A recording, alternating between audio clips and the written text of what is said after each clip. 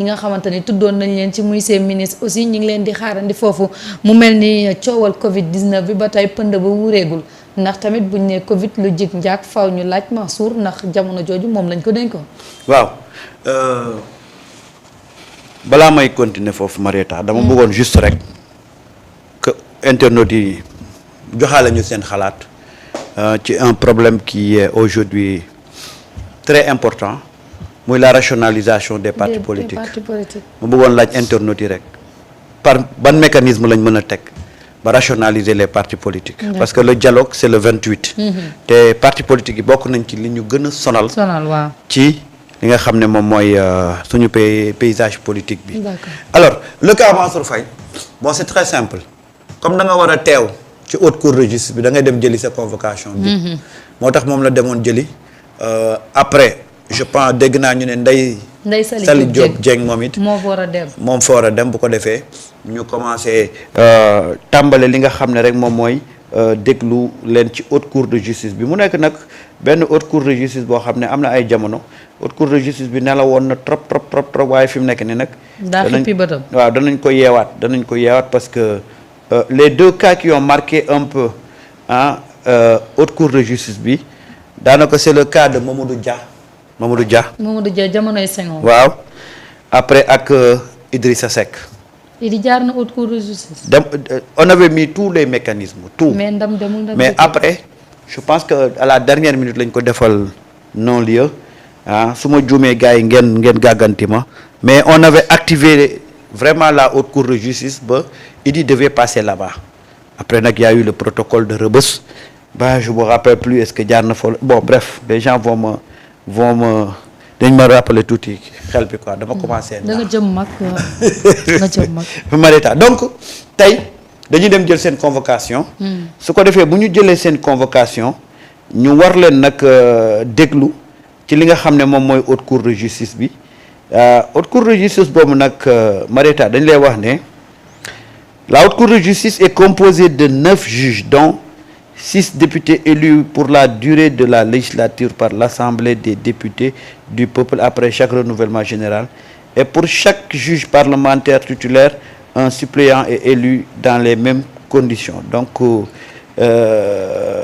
nul n'étant au-dessus de la loi, la mission première confiée à la haute cour de la justice est de lutter contre l'impunité au sommet de l'État en jugeant les gouvernants qui se seraient rendus coupables des faits suscités. Ok.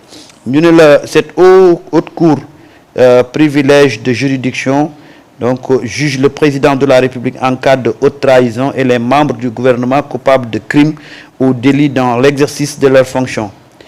Cette cour est ainsi présidée par le plus haut magistrat de l'ordre judiciaire du Sénégal, à savoir le premier président de la Cour suprême.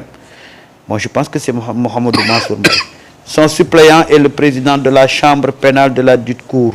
Donc noonu lay tëddee léegi nag à partir de la semaine prochaine. Les gens vont faire le défilé pour que nag. défilé de mode ñu pour que nag. défilé de Covid. ñu àtte leen carrément àtte leen foofu nag moom amul appel. déedéet c'est définitif. waaw merci Doudou Diouf moom laay wax kay Idrissa Seck après non-lieu la amoon non-lieu ok. la amoon. kon Mamadou Dia rek mën nañ jàpp ne. waaw donc à partir de la semaine prochaine dañ jàpp ne les choses sérieuses au véritable sens du terme vont commencer. bu ko defee nag ñu xam ku ci nekk la ñu tegoon sa ndodd comme accusation attekaay bi da koy dëggal wala da koy nilal.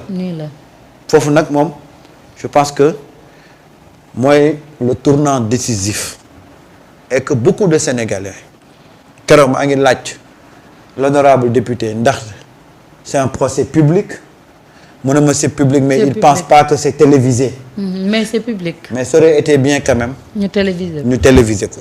non mais c'est public ku bëgg a dem seetaani da ngay dem seetaani mais xam naa ndaw lu bëri nit. waroon nañ ko mën a téléviser nag nit ñi di ko déglu di seetaan xam parce que il s'agit du bien du peuple bi ñoo ñoo am war a xam ci cette histoire là peuple bi ñoo war a xam. d'accord. donc ce serait bien ñu téléviser ko sénégalais xam pour que parce que gis nga dafa am situation xam ne boo ci nekkee. masse da ngay marquer les consciences. su malaanu sutura beeg yooyu yëpp c'est pas la peine xam nga lan lañ bëgg on veut que bu ñu génnee ci lii dans chaque conscience bu sénégalais. mu ne man de gàcce gii. wala li xew tey dootuma mosati juum naan wala xalaat naan damay jël alalu réew mi gis nga boo bëggee jubbanti. il faut frapper fort. loolu laa gëm. d'accord. ay Chine pourquoi ay Chine on s'amuse pas avec le détournement de deniers publics ay Corée. dañ lay tëj à vie. ah. la moo tax ñu koy def parce que il faut marquer les esprits pour que Sénégal buñ fi jógee ci reddition des comptes yi ah. il faut taper fort. il faut taper fort. dëkk duñ ko defar ci layam yi. déedéet. ah. métti benn yoon lay métti rek. kese ça passe ou ça casse. waaw kese boo rëqee ba ñu war a jubbanti yax bi faw ñu xëcc ko nga jooy. nga jooy benn jooy moo tax mu war a leer. ah moo tax mu war a leer xam nga bu ñu convoqué nit mu tiit ba xamul lu muy wax. dem toog naan demul dem dikkul. mooy Adama Fall. dama ko ree ba sonn benn waay moo nekk ci Facebook bi naan buñ la convoqué da ngay fuddan say loxo Adama dem fuddan loxo yëpp. nee na boo fuddanee doo ko toog. Samba. Adama Fall daa dem fuddan loxo yëpp. sama waay la Adama ma ko xam amul fit. oui ma te ni nga ko gisee noonu bu jaree mu jooy dana jooy. bu jaree mu tinu dana tinu mu génn nag naan mbir yi ni mu demee mooy ndam dikkul. sonn Mansour Faye waaye. Mansour Faye je crois que bokk na ci dossiers yi sénégalais gën a yàkkamti. le dossier Covid. Mansour non seulement dossier Covid Mansour li mu am ci suuf fan la ko jëlee saa fii verger bi mu yor capacité verger bi bu toll noonu. ak li fa ne ci ay nag nekk ko ci ay mais quand même fan la ko nit mën a amee wala doomu Mansour rek moo mën a am loolu. ñun mënuñu am loolu. fu ñu koy jëlee mais suuf si mu am moo ko Marème Faye Sall ak ñeneen. tu penses que mais suuf soosu ku ne mën na ko am c'est parce que il était ministre mais goro Macky Sall la mu am faveur yooyu yëpp Mansour mënul fexe ba dégg naa ko nag mu naan je ne me vois pas en prison. ah mais Samba. Mansour dugal na boppam prison. ba pare mais yow kan mooy wax je me verrai bien en prison. waaw mais kan mooy wax je me vois pas en prison Mansour kan moo ko ne dafay dem prison ba mun toog moom jàkkaarloog sénégalais yi xool boppam tam-tamal boppam peser boppam toog ci balance bi jàkkaarloog sénégalais yi xool xam li mu def ak li mu deful mu ne je ne me vois pas en prison mais moom la rek kan moo ko ne da ngay dem prison. kenn wax ko yaa ko wax. Justice da ko wane ko Mansour da ngay dem. déedéet. mais lu tax moom mu ne je ne me vois pas en prison. day artu rek. déedéet. qui se sent morveux. sans mouche. sa mouche. xam nañu baax li ñu doon def xam nañu ne nit ñi xam nañu li ñu doon def léegi la ci des yoon moo koy déterminer comme nee na il se voit pas en prison mais loolu dina leer. est-ce que ces gens là. dafa am exemple boo xamante ne war nañ ko ci jëlee. oui mooy y a plus de ministres intouchables dans ce pays y a plus de ministres mais l'ancien président de la Mauritanie dañ ko condamné à 15 ans de prison. pour détournement ndegem kooku la ñu condamné suñu bos bi jóge fi war nañ ko lërmët gis nga ces avoirs de Farba Ngom ces avoirs de Tahirou Sarr ces avoirs yoo xamante ne ñu ngi ko gis ci yenn ministres yi ñu am ko muy alal gu dul jeex. ak ki ñu fàtte bu leen ko fàtte de le fonctionnaire milliardaire. kan si dossier bi ñëwagul. kan la mais xam ngeen ko Amadou Ba dossier bi ñëwagul ak ñeneen je me dis que tey jii ñooñu ndegem ñoo am lii Macky Sall ak njabootam lan la ñu am. Abdoulaye Daouda Diallo mi ngi ci réew mi. mi ngi fi. mi ngi fi may laajte rek. ñoom ñëpp dañuy dëkk xool gis nga lii première vague bi la xam nga corona bi la ñu wax première vague la lii tamit enquête yi ngay dégg ministres yi première vague bi la. deuxième vague bi dina ñëw. ñi fi nekk di rëy làmmiñ ñëpp mais sur l'affaire des meurtres là de 2021 à 2024. mais di nga dégg ay ministres yu ñu ci déglu ay ministres yu ñu ci daan les ordres venaient de qui les exécutants sont qui 44 milliards ou 45 milliards d'achat d'armement dans le ministre de l'environnement. moom tey moom la ñu xëyee l'observateur. Absolument, mais loolu aussi ça doit être édifié. armes yi ñu doon reyee fan la jige kan moo doon rey ak ñan ñoo rey. ñu tuddaat ci société Tahirou Sarr bi di Sofico. Voilà ma ne saa waay gis nga bu ñu doon wax gangstérisme d'état li fi amoon mooy gangstérisme d'état moo fi amoon. banditisme d'état moo fi amoon. on n'était pas dans une république. non Sénégal bu ñu nee ba doomu président day recruter ay nervi doomu njiitu réew ñu ko tudd ci ay recrutement nervi c'est pas normal. mais c'est quand même xam nga dañ demoon ba réew mi lu waay neex def la woon en plus nag demoon nañ ba benn instant li taxoon ñu doon xeex joxe seen bakken lu def lu leen neex mais il faisait tout pour Ousmane Sonko bañ a falu lu ne def nañu ko. ñoom daal bu pour waaj Pastef bañ a accéder au pouvoir. Cheikh Yérim Seck waxoo leen ko woon Cheikh Yérim nee na la woon boo leen dof la ba booy jël réew mi. ba xam li ngeen doon def ngeen xam ne yàlla jul la santaane. parce que ñoom xam nañ liñ nekk woon seen biir. te am nañ ñu bëri ñoom te ne ay journalistes lañ da leen joxoon suuf. journaliste dossier yi jeex na de dañ ci dégg journaliste y a des journalistes yoo xamante ne bëgguma tudd seen tur mais kenn ki damay joxe insigne rek dafa fen ba ñuul kooku moom li mu am ci suuf xam ngeen ki may wax. non xamuñ ko. non mooy yow yi ma xam nga kooku léegi internet yi wax la ko. waaw internet yi.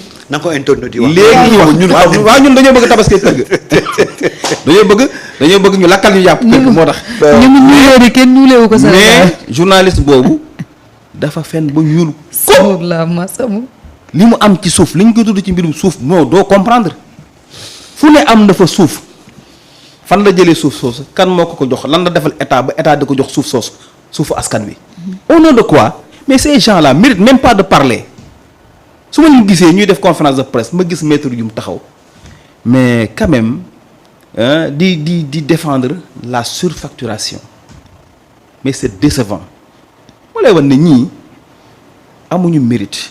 amuñu jom amuñu fayda yàpp nañu Sénégalais yi te Sénégalais war nañu laaj ñii c'est colonalo ñi mais lan lañu yebee mais man su ma defoon gàcce wallahi man xool su ma defee gàcce damay rus doo bëgg génn ci mbedd mi mais ñoom ma laa gis ay sàcc yu ñàkk jom billahi man sàcc sax da daan xool am lu muy rus non sàcc non je te jure Samba franchement sàcc da daan am lu muy rus da nga daan sàcc mbaa nga def njombe ci koñ bi da nga toog une semaine doo génn mais fii laa gisee sàcc yu ñàkk jom bëgg wax bëri wax bëgg conférence de presse ñeme micro dëgg la de xam nga sàcc sax day am lu muy jomb tuuti mais sàcc bu ne fàng ba pare wër accusé wu ne nga naan sàcc ma sàcc ma man ak mais quand même ñii nañ am suñu kersa moo tax nag amuñu yoon fi mu toll nii dafa war a def liggéeyam te nag gis nga su ma mënoon wàccee kaamil waa parquet financier ndax la pôle judiciaire bu leen mënoon wàcceel kaamil ñaanal leen danaa ko def ñu def liggéey bu mucc ayib seen tif ku sénégalais buy ñaan na nga ci boole dok yi na nga ci boole parquet financier alors ci ñaan yi Samba nañ ci boole seen tif rapport Cour des comptes boole ko ci ñaan yi seen tif daa yàgg naa liggéey nag Sénégal bu ñu amoon beneen régime wala say régime ñoom ñii ñoo fi fal woon mais ñun duñu xam lii déedéet déedéet ñun xam nga fu ñu doon jëm ci jaay sénégalais yi suuf sépp jaay nañu ko ils ont bazardé nos terres signé des contrats Macky Sall il est inélégant en tant que président Macky Sall bi muy falu bi muy dem boobu ñàkk na nguur gi il signait des contrats yokk ay salaire ay convention mu koy signé mais kooku il a tout fait pour saboter le régime te ba léegi ci ay pexe la nekk moo tax nañ am fulla ak fayda administration bi bale bi dafa des y a des saboteurs dans l'administration le système est toujours là loolu ñi ko bañ a dégg yépp je le dis haut et fort le système est toujours là y a des saboteurs qui sont dans cette administration là di saboter parce que ñoom ñoo fi nekkoon def les sales besognes ñoom ñoo occupé les postes ba léegi